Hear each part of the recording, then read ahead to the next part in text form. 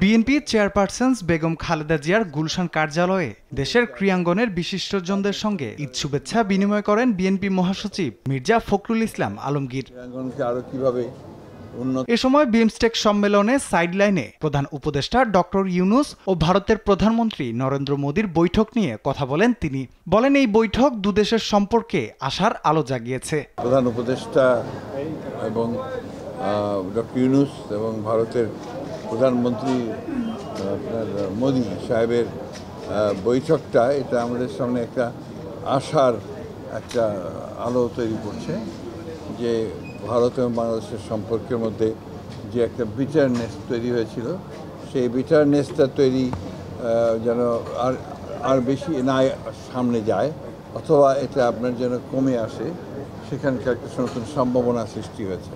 রাজধানীর আরেক অনুষ্ঠানে নরেন্দ্র মোদীর সঙ্গে বৈঠকে শেখ হাসিনাকে ফেরত চাওয়ার বিষয়টি যৌক্তিক দাবি করে বিএনপির স্থায়ী কমিটির সদস্য মির্জা আব্বাস বলেন, শুধু শেখ হাসিনা নয়, তার দোসরদেরকেও ফিরিয়ে এনে বিচার করতে হবে।